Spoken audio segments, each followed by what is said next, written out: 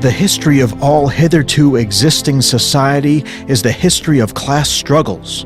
Freeman and slave, patrician and plebeian, lord and serf, guildmaster and journeyman, in a word, oppressor and oppressed, stood in constant opposition to one another, carried on an uninterrupted, now hidden, now open fight that each time ended either in the revolutionary reconstruction of society at large or in the common ruin of the contending classes.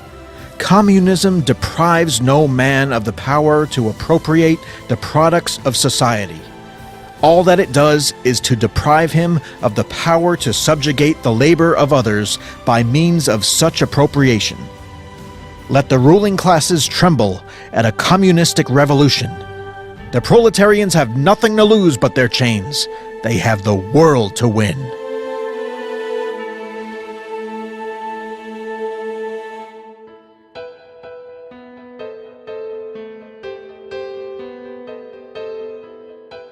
Welcome to Historical Figures. I'm Vanessa Richardson. And I'm Carter Roy. Today, we discuss the life and legacy of Karl Marx, the father of communism. While Marx was known for being a proponent of one of the most widely contested socioeconomic systems on the globe, there was a lot more to Marx than just the Communist Manifesto.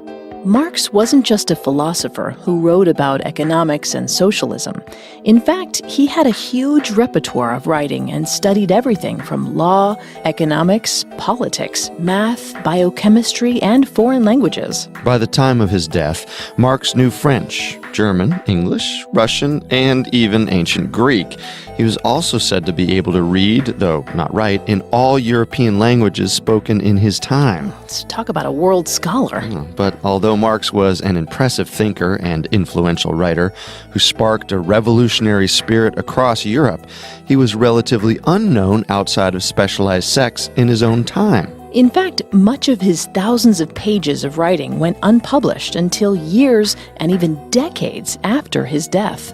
Despite that, Karl Marx became a figure so well known that his name marks history books around the world, and you would be hard-pressed to find someone who didn't at least have a vague idea of who he was. So what exactly was it that Karl Marx did to make himself so well known? And how did he come up with these so-called crazy ideas that turned into the political theory known as communism?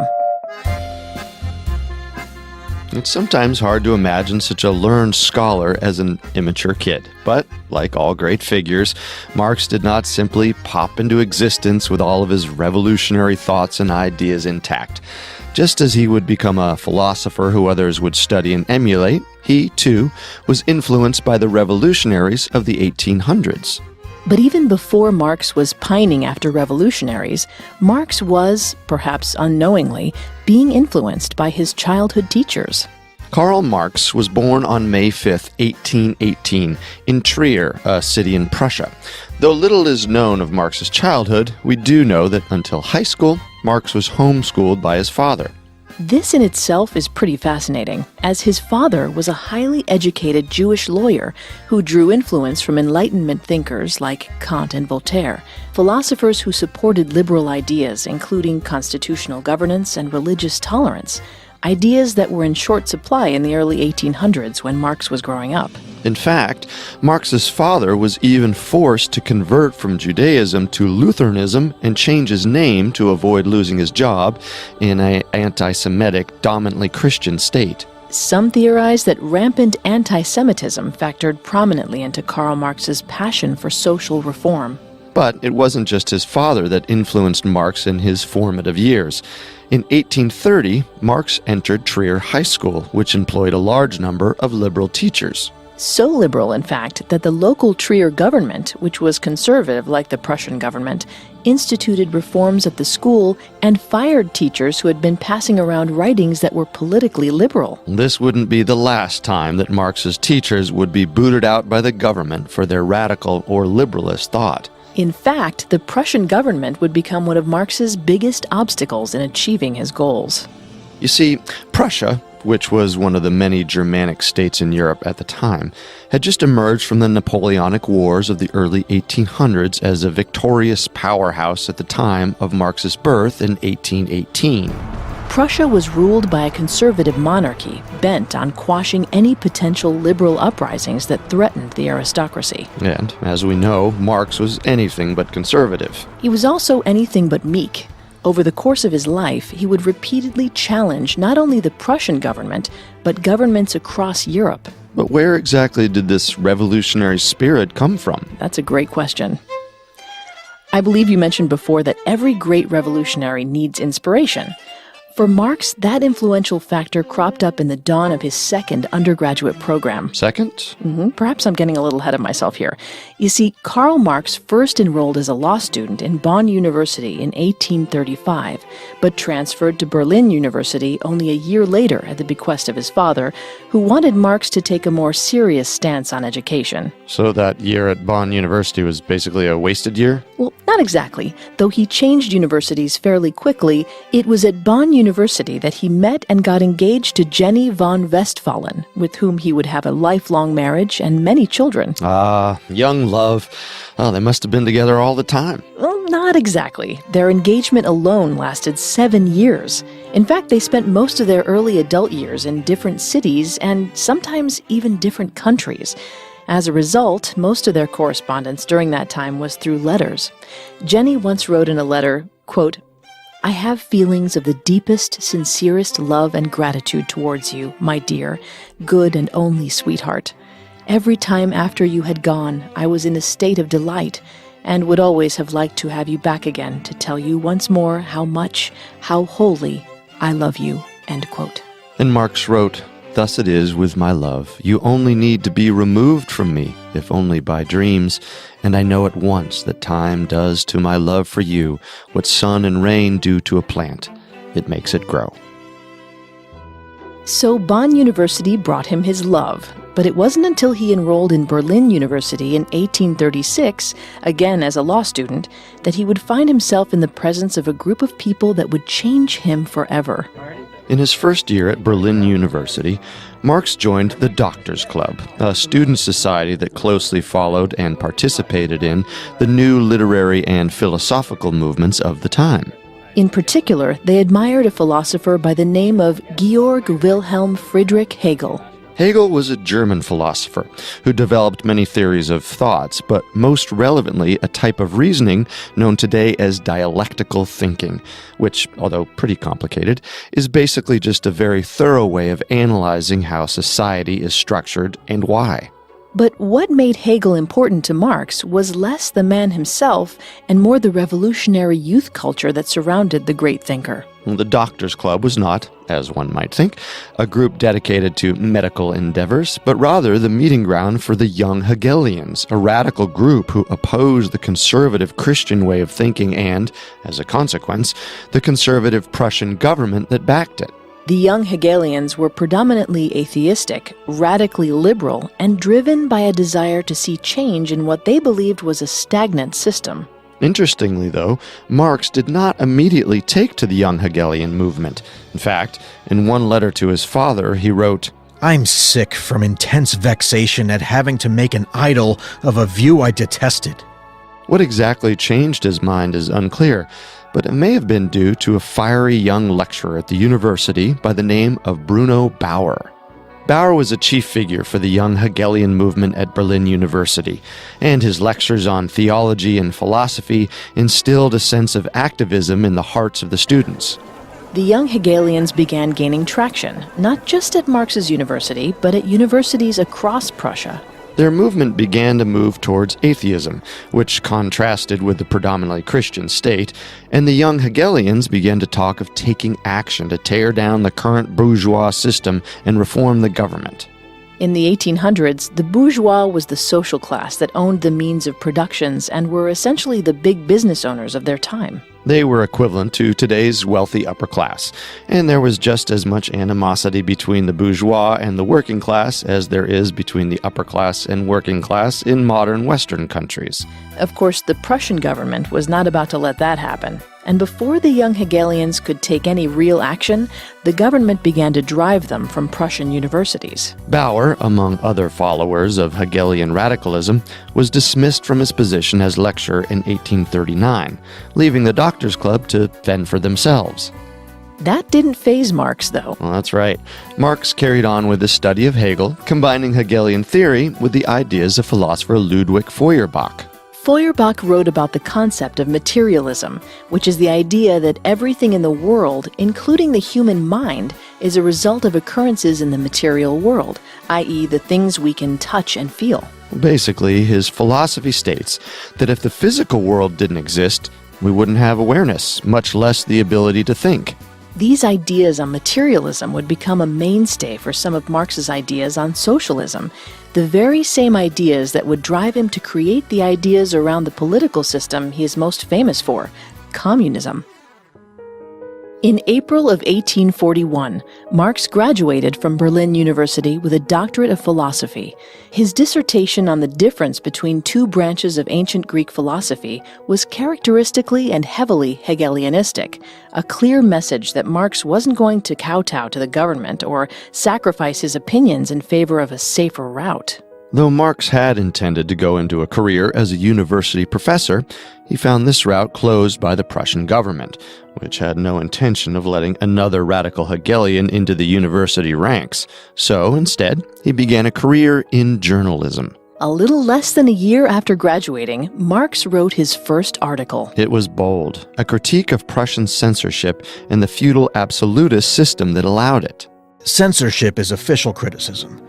The censor, too, is accuser, defender, and judge in a single person. Control of the mind is entrusted to the censor, yet he is irresponsible. Several months later, in May of 1842, Marx joined the influential Rheinische Zeitung, a liberal newspaper unafraid to call out the conservative Prussian government. He wrote articles on social and economic issues. His topics were varied, touching on everything from the highly philosophical ideas of socialism to the very real and concrete plight of the Berlin poor. Within 5 months, Marx was the editor-in-chief of the paper. He began to push the paper in an even more democratic and revolutionary direction. He published articles in support of social and economic reform and articles against the Prussian government and its officials. In other words, he published what the people wanted and what the government was afraid of. The Rheinische Zeitung was a success under Marx's direction. Circulation of the newspaper tripled after his employment as the editor-in-chief, and it soon became one of the leading papers in Prussia, which was great news for Marx. And not such great news for the Prussian government. In January of 1843, the government placed a stringent censorship on the paper, with the demand to have the paper completely shut down by April 1st. This is ironic, considering one of Marx's earliest articles was on the evils of censorship and the necessity of freedom of the press. In the press law, freedom punishes. In the censorship law, freedom is punished. The censorship law treats freedom as a criminal. Marx tried to forge on, but the restrictions were too great, and he eventually resigned on March 18th, a little less than a month before the paper folded.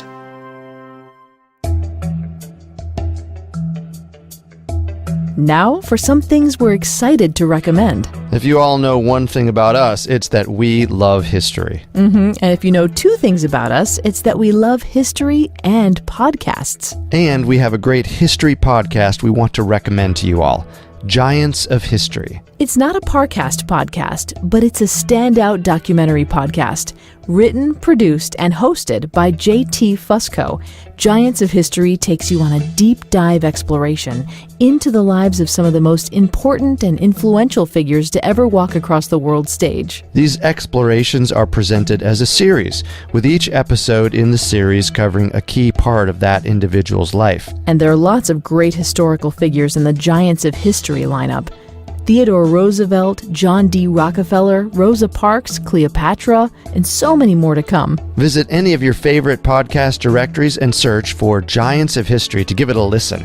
And if you like what you hear, be sure to subscribe to the show so that new episodes automatically pop into your feed when they're published. Giants of History is one you won't want to miss. Now let's get back to the story.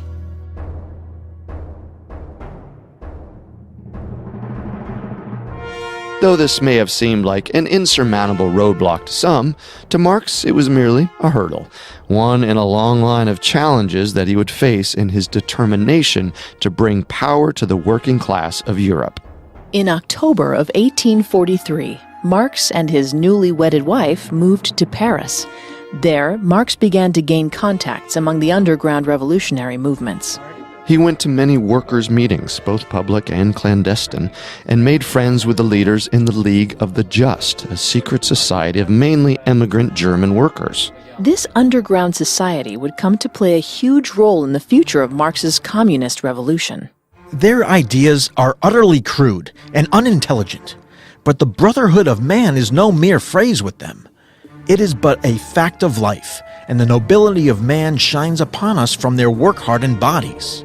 That's what Marx said of the men in his first major work on economics, the Economic and Philosophic Manuscripts. It was a harsh criticism on the bourgeois political economy, and it trumpeted his passion for change. It was also not published for over 100 years after his death. This was to be a running theme for much of Marx's work.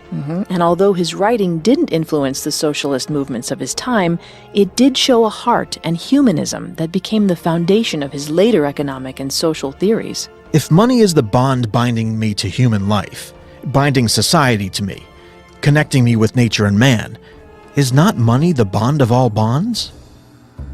It was around the time that Marx was working on his manuscripts that he met the man who had become his most profound supporter and partner in crime and writing, a man by the name of Friedrich Engels. Engels was a writer and philosopher cut from Marx's own cloth, a supporter of the working class and a critic of the repressive Prussian government that enforced the cycle of poverty. In truth, they first met a few years earlier in Germany when Engels visited the Rheinische Zeitung office. Ironically, at the time, they didn't like each other at all. But when they met up in Paris in August of 1844, both with a more open mindset, they found that they clicked. It was then that they began their lifelong friendship and co-authorship, one that would make them famous around the world. That month, they began writing their first work together, The Holy Family, or Critique of Critical Criticism Against Bruno Bauer and Company. Wait a second, Bruno Bauer? Wasn't that the guy that Marx looked up to in his university days? Indeed it was. The Holy Family was a critique of the young Hegelian movement. Though Marx started as a young Hegelian, during his work on the Rheinische Zeitung, he began to drift from Hegelian thought, finding it too much a farce.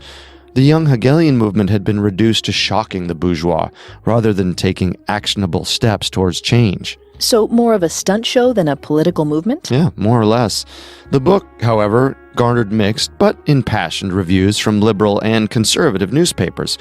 One such conservative paper wrote, "Every line preaches revolt. Revolt against the state, the church, the family, legality, religion, and property. Prominence is given to the most radical and the most open communism, and this is all the more dangerous." Lenin, the communist revolutionary who established the Soviet Union, later claimed this work laid the groundwork for what would become a scientific, revolutionary materialist socialism. In other words, it was pretty important. It was because of his book, in conjunction with Marx and Engels' work on the short-lived radical paper, the German-French yearbooks, that a conservative government once again went on the warpath against Marx. On January 16, 1845, Marx was expelled from Paris and moved to Brussels. Engels followed him there a month later. That year, Marx renounced his Prussian nationality. Over the next 2 years, Marx and Engels began to write more and more together. They traveled, too, establishing contacts with Belgian socialists and English Chartist leaders, a group which fought for workers' rights, as well as reaching out again to the League of the Just, the secretive socialist worker society that Marx had met a couple years prior. Unlike other revolutionaries, Marx believed that the proletariat, or working class, could not simply leap into communism. They could not skip over stages of bourgeois society or launch an attack based solely on morals. There needed to be a scientific basis for action. In other words, look before you leap. Yeah, they'll not just look before you leap, but make sure you've built a bridge to leap on. Which is exactly what Marx and Engels set out to do. In early 1846, the two budding revolutionaries established the Communist Correspondence Committee, an organization that sought to ideologically unite socialists and workers across different countries. The committee was a success, paving the way for an international working class organization, one that would form the true basis of communism. A year later, a proverbial knock on Marx's door would lead to Marx and Engels' most famous work of writing. In January of 1847, the London branch of the secretive Socialist League of the Just, whom Marx and Engels had met members of several times over the prior years, sent a representative to request Marx and Engels join the League. And not just join it, but to help completely remake it. Of course, the two agreed. On June 2nd, a League of the Just Congress commenced in London. Engels, though not Marx, attended and helped draw up the new rules for the group. They also adopted a new motto: "Working men of all countries unite." By the end of the year, the League of the Just had renamed themselves the Communist League and had instructed Marx and Engels to draft a manifesto for the new organization. A Communist Manifesto. For a little over a month, Marx and Engels drafted the document, and in February of 1848, the Manifesto of the Communist Party was published in London. The proletarians have nothing to lose but their chains. They have a world to win. Working men of all countries, unite. The newly adorned Communist League immediately adopted the manifesto, which set out 10 initial actions, aka the first steps towards communism. Here might be a good time to note that although Marx and Engels popularized communism, they were not the original creators of this idea, nor did they coin the phrase. The idea of communism traces back centuries before Marx was born. Many early civilizations were said to use the principle of communism, that is, sharing resources communally. But the first mention of the actual term communism comes from the writings of French philosopher Victor Dupuy. Dupuy first used the term in his 1777 book, Project for a Philosophical Community, which describes communists as those who, quote, share all economic and material products between inhabitants of the commune, so that all may benefit from everybody's work, end quote. But it wasn't until Marx and Engels came around that communism really started to take off as a potential political system. And for the first time, some real, concrete steps were in place. The steps range from free education for all children to progressive income tax and the abolition of inheritance. It was the dawn of the Communist Party. But of course, as with all bold and revolutionary actions taken by Marx, there was a negative reaction from the current government. On March 3, 1848, the King of Belgium ordered Marx to leave the country, partly out of fear of Marx's new radical party, and partly because he was irked that the French provisional government invited Marx to France. He gave Marx 24 hours to leave. A few days later, Marx found himself settled in Paris, followed a half a month later by Engels. As soon as Marx set foot on the new but familiar ground, he established a new central body of the Communist League in Paris. Marx wasn't fazed by his latest stint in exile. In fact, there was more to be happy about than upset in Marx's eyes. It was the March of Revolution. Unease was stirring in Europe. Vienna, Hungary, and Berlin were all starting to make moves towards overthrowing their governments, and Marx and Engels were ready to help. In late March, the two went to Germany to take part in the revolution. They re-established the once banned Rheinische Zeitung, naming it aptly the new Rheinische Zeitung. Marx was the editor-in-chief, Engels an editor. The paper was radically democratic and took a strong stance against the Prussian autocracy. They used the paper to campaign for a unified democratic German state, in addition to supporting working-class rights in other countries. Though some revolutions seemed successful, Paris and Hungary, for instance, managed to have a large working-class uprising. Others faced a stronger counter-revolutionary force. Over the next several months, Marx traveled to Vienna and Berlin, establishing contacts with workers' organizations and democratic fronts. In September, a mass public meeting took place in Cologne, the heart of revolutionary spirit in Germany, seeking ways to combat the aristocracy's counter-revolution. As a result, they established a committee of public safety, which would act as the organizing center for the revolutionists. Marx, Engels, and a few other editors on the new Rheinische Zeitung were elected to run the committee, which was to be the communist beam of hope for the coming fight. But the fight would not be so easy. Just a month after the establishment of the Committee of Public Safety in October of 1848, the revolutionary uprising in Vienna ended in a victory for the aristocracy. Croatian freedom and order has won the day, and this victory was celebrated with arson, rape, looting, and other atrocities. Vienna is in the hands of Windesgratz, Jeličić, and Auersperg. Treachery of every kind prepared the way for Vienna's fall.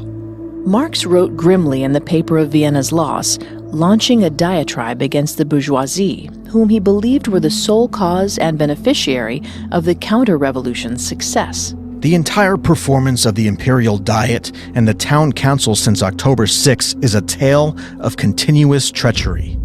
Who are the people represented in the Imperial Diet and the Town Council? The bourgeoisie. To which strata do these groups of the National Guard belong? To the bourgeoisie. Who fled from Vienna in large numbers after leaving their wealth to be watched over by the magnanimous people? The people whom, in reward for their watchmen's duties, they maligned while away and whose massacre they witnessed on their return? The bourgeoisie. It likely came as an even larger blow, considering the first plan Marx had advocated to bring revolution to Austria and Germany was a uniting of the working class and the bourgeoisie. Back to the whole idea of not leaping over the bourgeoisie class when aiming for revolution, right? Exactly. He believed that true victory could only come if the two groups worked together, not against each other. He even went against workers' unions that advocated for an immediate proletarian uprising. But in characteristic nature, the aristocrat's success did not stifle Marx's spirit. He became even more determined to bring about a revolution. The purposeless massacres perpetrated since the June and October events, the tedious offering of sacrifices since February and March, the very cannibalism of the counter-revolution will convince the nations that there is only one way in which the murderous death agonies of the old society and bloody birth throes of the new society can be shortened, simplified, and concentrated. And that way is revolutionary terror. It wasn't just in Vienna where the counter-revolution saw its victory. The uprising of the French working class, but a few months earlier, was also easily quashed by the bourgeoisie. The defeat of the working class in France and the victory of the French bourgeoisie was at the same time the defeat of the middle classes in all European countries, where the middle classes, united for the moment with the people, responded with sanguinary insurrections against feudalism. Naples, Vienna, Berlin. The defeat of the working class in France and the victory of the French bourgeoisie was at the same time a victory of East over West, the defeat of civilization by barbarism. Thus, the liberation of Europe, whether brought about by the struggle of the oppressed nationalities for their independence or by overthrowing feudal absolutism, depends on the successful uprising of the French working class. It was merely another impassioned statement in his radical newspaper. At the time, Marx probably had no idea that a little over 2 decades later, his words would be the rallying of the French socialist revolution. But there was still much to be done before then, much of which Marx could not predict. In February of 1849, about a month after publishing the article that proclaimed France's revolution would bring about the liberation of Europe, Marx and his paper were put on trial. The government, in characteristic fashion, was looking for any means to silence him. They indicted him on several charges, including encouraging people not to pay their taxes. Engels, among others, came to Marx's defense, and Marx himself proclaimed that the Crown was engaged in illegal counter-revolution. The trial was brief, and the jury not only acquitted him unanimously, but also thanked him for his words. But naturally, the Prussian government wasn't about to let Marx get off that easily. For a few more months, Marx's paper published article after article taking the side of insurgents and encouraging armed uprisings across Prussia. By May, the government was fed up, and on May 16, 1849, Prussian authorities once again ordered Marx to leave Prussia. In a final rebellion, Marx printed the last issue of the new Rheinische Zeitung in red, with a parting message to the workers of Cologne. Finally, we warn you against any violent uprising in Cologne. In the military situation, you would be irretrievably lost. You have seen in Elberfeld that the bourgeoisie sends the workers into the fire and betrays them afterwards in the most infamous way. A state of siege in Cologne would demoralize the entire Rhine province, and a state of siege would be the inevitable consequence of any rising on your part at this moment. The Prussians will be frustrated by your calmness. In bidding you farewell, the editors of the New Rheinische Zeitung thank you for the sympathy you have shown them. Their last word everywhere, and always will be, emancipation of the working class. The newspaper caused a great sensation, but nevertheless, Marx once again had to leave his homeland, this time banished as an alien. The following month found Marx back in Paris, where it was expected that a major revolutionary event was to take place. Of course, as we know, Marx still had a couple more decades before his role in the socialist French Revolution was to come to fruition. The French democratic leaders failed to organize their forces, and the attempted fiery uprising ended in a sad smolder. And of course, Marx was yet again ordered to leave Paris within 24 hours. On August 26, 1849, Marx moved to London, which would become his final home and resting place. But there was a lot more for Marx to accomplish.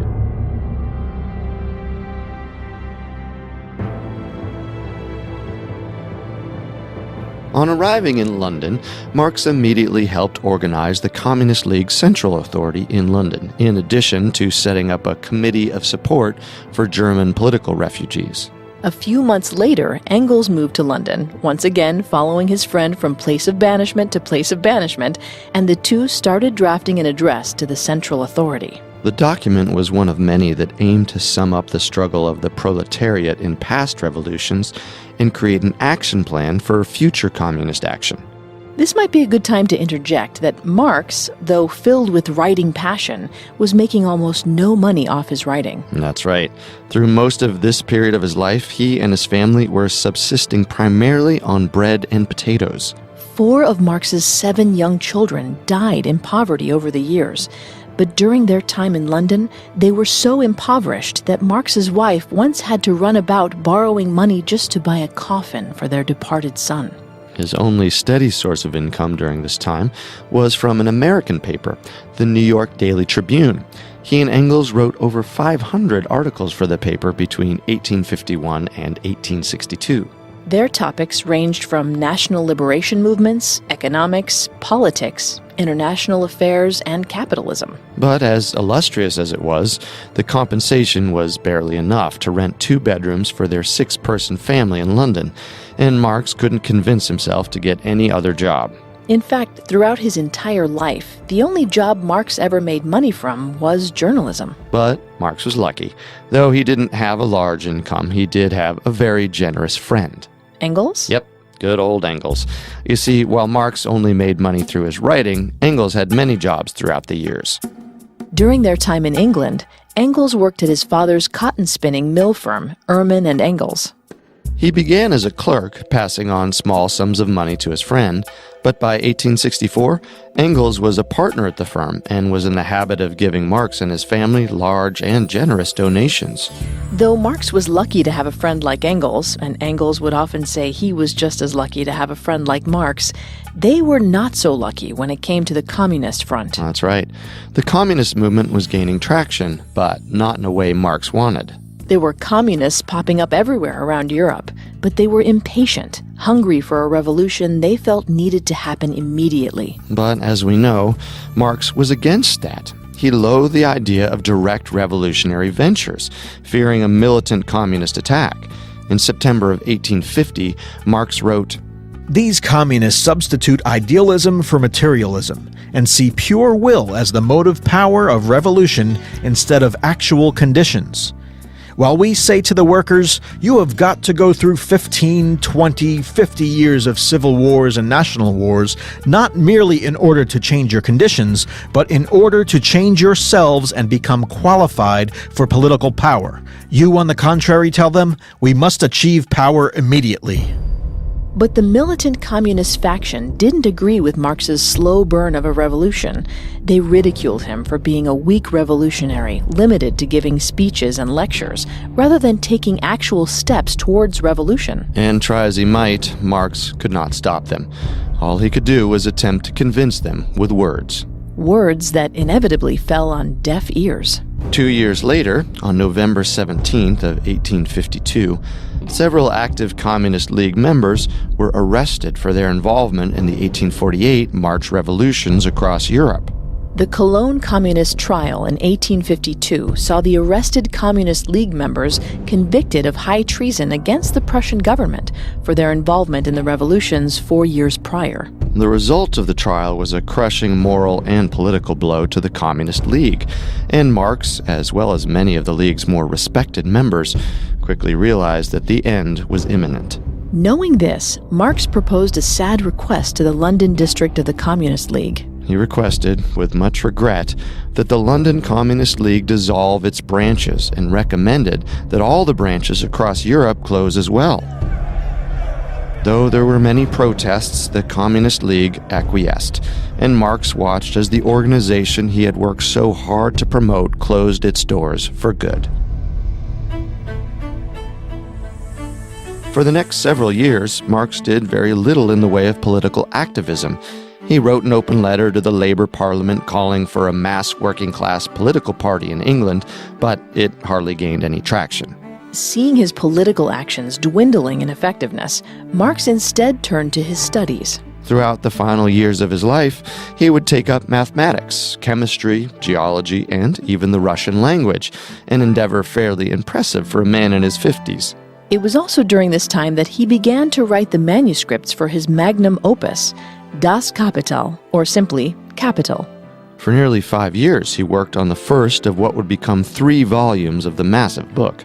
It was a doorstopper that discussed a variety of topics, but took a particularly long look at capitalism. Just as a man is governed, in religion, by the products of his own brain, so in capitalist production, he is governed by the products of his own hand. It was an investigatory book of sorts, looking at the development, reasoning, and nature of capitalism, in addition to predicting the future of what he believed was a corrupt system. In the midst of this endeavor, a new workers' association was starting to make its way into the London political sphere. On September 28, 1864, the International Working Men's Association, otherwise known by its much more quippy name, the First International, was founded in London. Though the organization started in London, its aim was global. It sought to unite and bring rights to workers around the world. Marx's call for a mass working-class political party just about a decade earlier finally came to light. And, naturally, the First International looked to Marx as a guiding light in their future fight. They elected him a member of the General Council and asked that he draft the provisional rules and inaugural address of the new association. Marx worked tirelessly at promoting and supporting the First International, so much so that he even set aside work on capital in order to bring the organization up. As in his previous organizations, he was a much loved and respected figure in the First International. His passion struck a chord with the people. One German exile said he was an intellectual customs agent and border guard, appointed on his own authority. And another colleague noted, Marx was a born leader of the people. Interestingly, though, Marx rarely spoke to crowds. In fact, he had a lisp and wasn't too great at public speaking, despite his prowess on the page. Marx was keenly aware of this fact, but it didn't seem to bother him. He knew his writing was a powerful tool. My words are my slaves, and they must serve me as I please. And serve them they did. From the Communist Manifesto to Capital and everything in between, Marx's words always caused a sensation. And Marx's reaction to the next big revolutionary movement in Europe was no exception.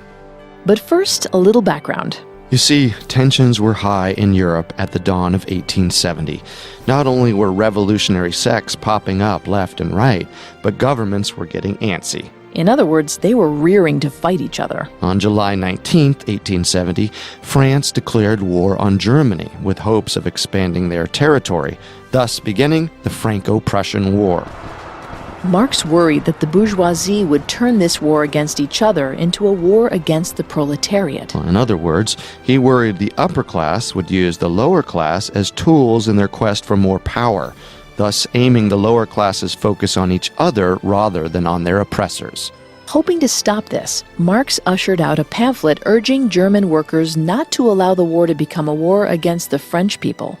If the German working class allows the present war to lose its strictly defensive character and to degenerate into a war against the French people, victory of defeat will prove alike disastrous. All the miseries that befell Germany after her wars of independence will revive with accumulated intensity. The Paris branch of the First International echoed Marx's fear, saying, "Once more, on the pretext of European equilibrium, of national honor, the peace of the world is menaced by political ambitions."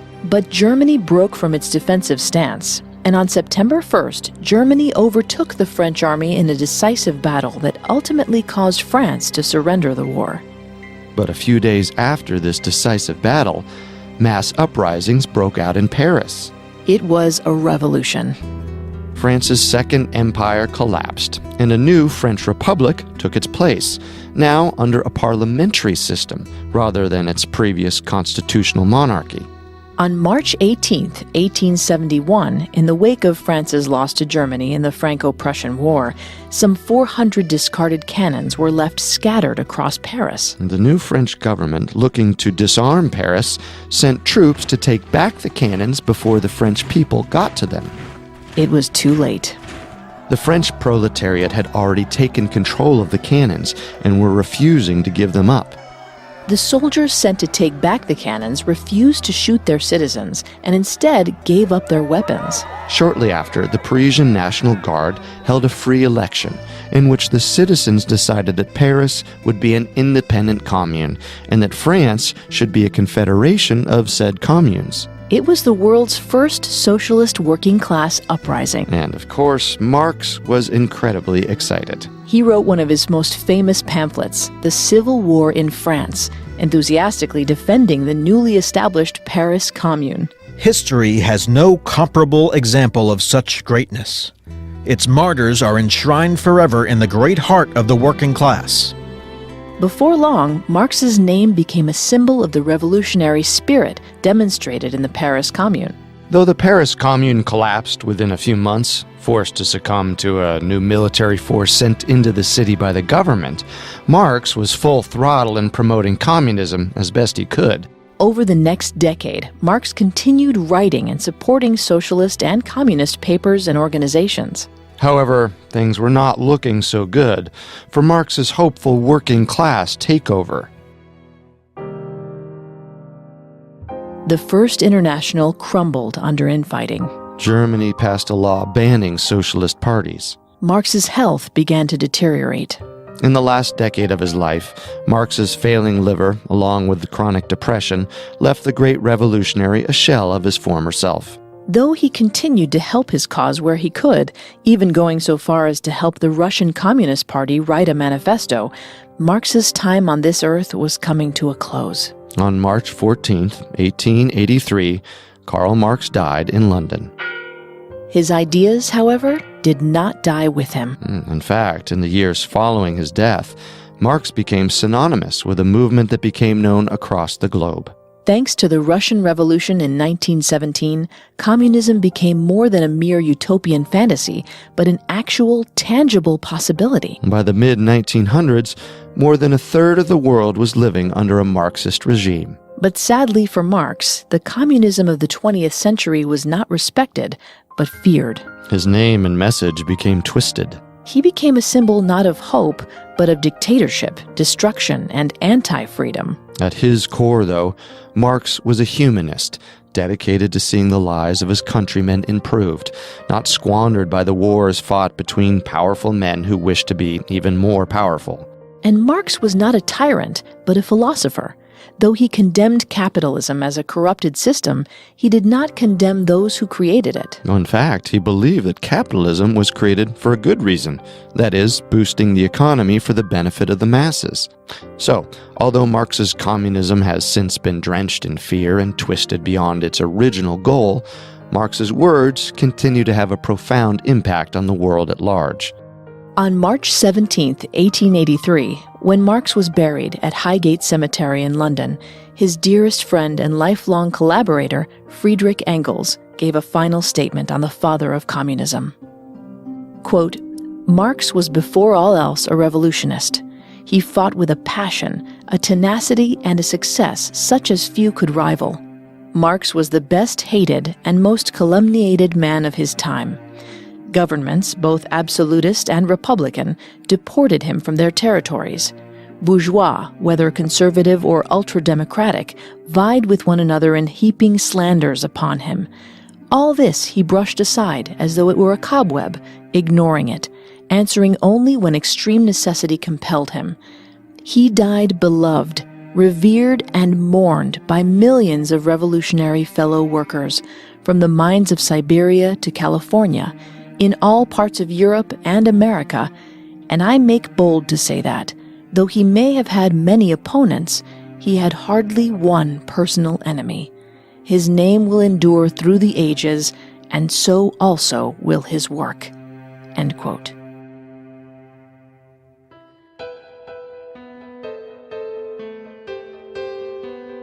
Thank you for joining us for another episode of Historical Figures. If you want to listen to any previous episodes of Historical Figures, you can find them on Apple Podcasts, TuneIn, Google Play, SoundCloud, Stitcher, and Spotify, or on our website, parcast.com, spelled Parcast.com.